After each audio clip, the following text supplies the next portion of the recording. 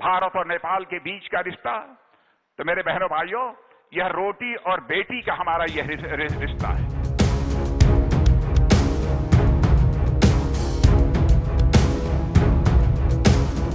भारत और नेपाल के बीच रोटी बेटी का संबंध अब खतरे में पड़ता नजर आ रहा है। दोनों देशों के बीच सदियों से चले आ रहे इस पवित्र रिश्ते पर अब नेपाल की वामपंथी सरकार की नजर लग गई है। नेपाल सरकार अब भारतीय बहुओं को 7 साल बाद नागरिकता देने पर विचार कर रही है। उधर इस फैसले को लेकर हो रही आलोचनाओं से बेपरवाह नेपाल सरकार अब ऐसी विदेशी बहुओं को 7 साल तक निवास परमिट देने की तैयारी कर रही है।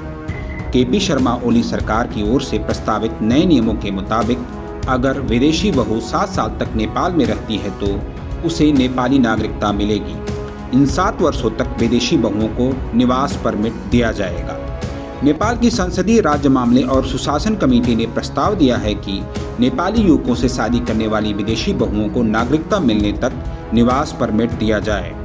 दरअसल हर साल बड़े पैमाने पर यूपी और बिहार से लड़कियों की शादी नेपाल में विदेशियों से की जाती है। यही शादियां अब नेपाल सरकार के निशाने पर आ गई हैं। नेपाली संसद में रविवार को वर्तमान नागरिकता कानून संशोधन के लिए एक प्रस्ताव को पंजीकृत कराया गया है। इसमें कहा गया है कि नागरिकता मिलने तक विदेशी बहुओं को 7 तरीके के अधिकार मिलेंगे। इस संशोधन प्रस्ताव के तहत नागरिकता कानून के अंदर बदलाव करने का प्रस्ताव है। निवास परमिट मिलने के बाद विदेशी बहुएं अपना बिजनेस चला सकेंगी और पैसे कमा सकेंगी, किसी भी अचल संपत्ति का इस्तेमाल कर सकेंगी, उसे बेच सकेंगी। ये महिलाएं अपनी कंपनी चला सकेंगी।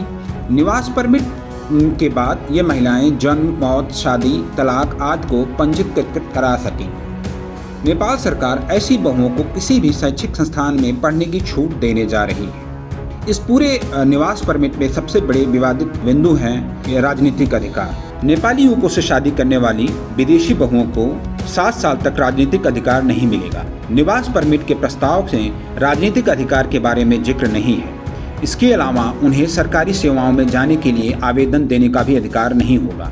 यह निवास परमिट 7 साल की अवधि पूरे होने के बाद खत्म हो जाएगा। नेपाल की ओली सरकार के इस प्रस्ताव का अब खुद नेपाल में ही विरोध होने लगा है। मुख्य विपक्षी नेपाली कांग्रेस, जनता समाजवादी पार्टी ने संशोधन पर असहमति जताई है। दोनों ही पार्टियों ने कहा है कि इस प्रस्ताव को मंजूरी मिलने के बाद मधेसी लोगों को काफ़ी दिक्कत होगी।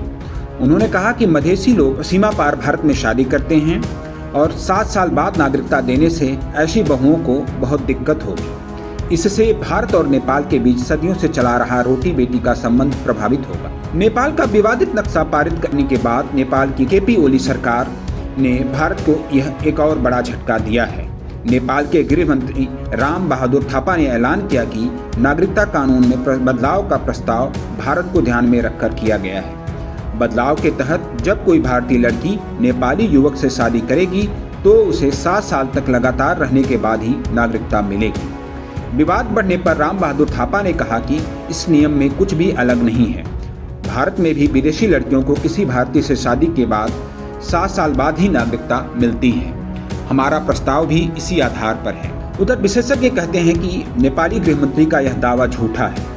भारत में नेपाल से बहू बनकर आने वाली बेटियों को 7 साल बाद नागरिकता नहीं मिलती। हकीकत यह है कि उन्हें शादी के बाद ही नागरिकता मिल जाए। भारत और नेपाल के बीच इन दिनों सीमा को लेकर के काफी विवाद है। अब नए नागरिकता कानून से दोनों के देशों के बीच संबंध और बिगड़ते नजर आ रहे हैं। आने वाले वक्त में यह देखना बेहद महत्वपूर्ण होगा कि नेपाल सरकार भारत के साथ कैसे रिश्ते रखती है। नवभारत टाइम्स ऑनलाइन के लिए शैलेश शुक्ला की रिपोर्ट।